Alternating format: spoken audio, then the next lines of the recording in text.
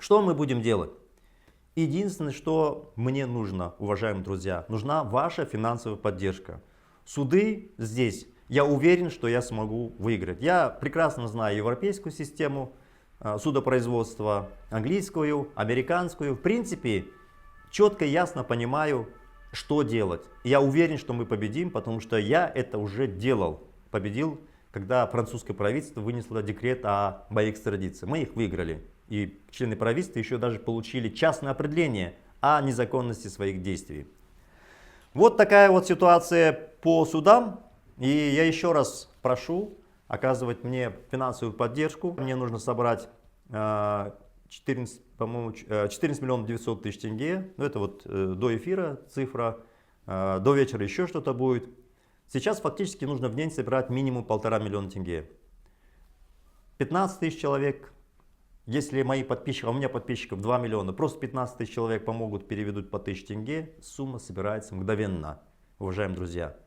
Вот это еще раз показывает, что такое коллективные действия. То есть не нужно кому-то сильно напрягаться, а если 1000 людей просто сделают свой небольшой вклад, сразу будет результат. Это касается и смены режима. Когда одиночные люди или небольшими группами выходят, небольшие группы выходят, их полиция просто забирает с митингов. Когда выходят десятки тысяч, все, это невозможно.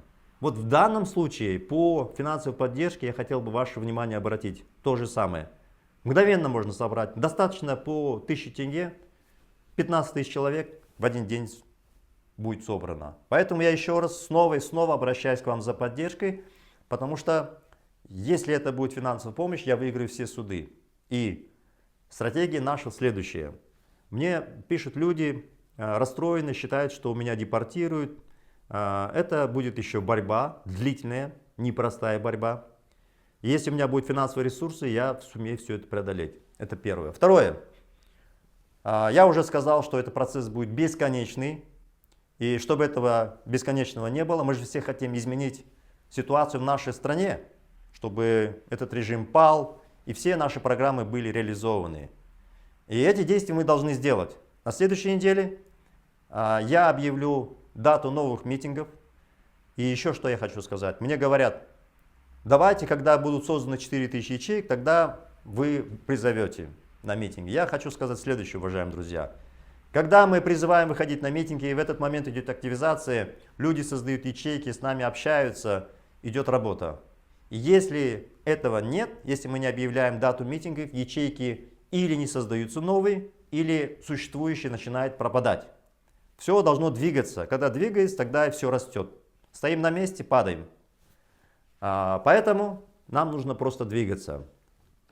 Что я хотел бы рассказать? По судам я рассказал. Теперь давайте мы поймем, что происходит в стране, чтобы понимать, почему мы должны действовать.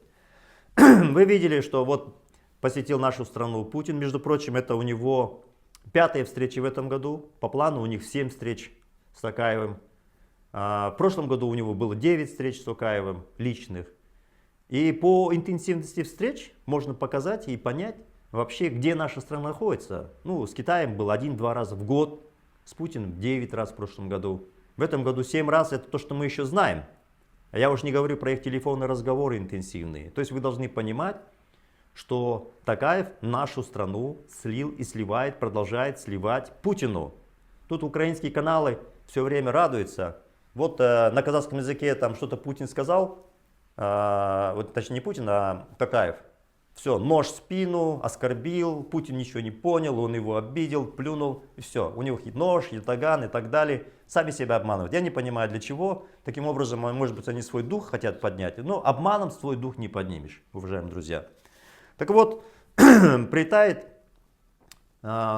Путин, его лично встречает Токаев в аэропорту. В принципе, по протоколу президента встречает, как правило, протокол стандартный во всем мире, министр иностранных дел.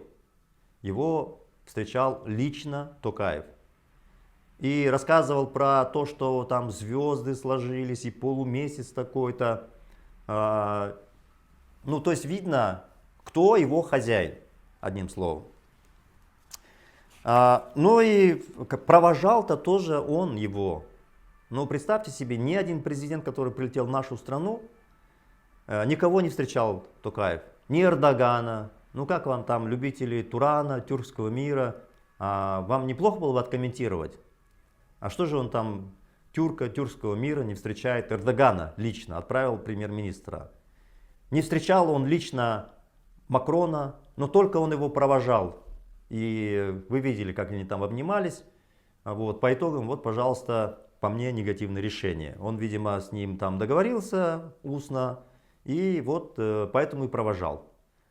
Но по Путину, вы видите, везде там голубые шары на Экспо, цвета России.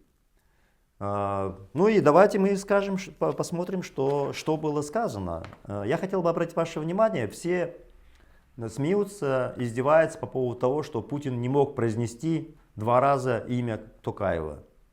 Ну, Путину вообще очень просто, мебель и все, или жихаз в конце концов, что париться. Не может, для него сложно имя произнести. Вот я вижу по всем разным каналам насмешки, что он, Путин, не может произнести имя Токаева и так далее. Вот, собственно, на этом был акцент. На самом деле, акцент надо было делать в другом, уважаемые друзья, и вы должны его увидеть. На самом деле идет слив непрерывно нашей страны. Вот Кармет-комбинат, то, что Миттал уходит, в конце концов мы там увидим на конце Россию. Урановое, самое крупное месторождение в мире, Буденновское, отдано бесплатно Росатому. Вот бесплатно. Ее стоимость минимум 16 миллиардов долларов. Это 8 годовых бюджетов города Алматы, где проживает 2 миллиона человек. Представьте, вот раз подарил. Мы все говорим, что Казахстан богатая страна, природные ресурсы, и не можете никто понять, как же так вот люди бедные живут.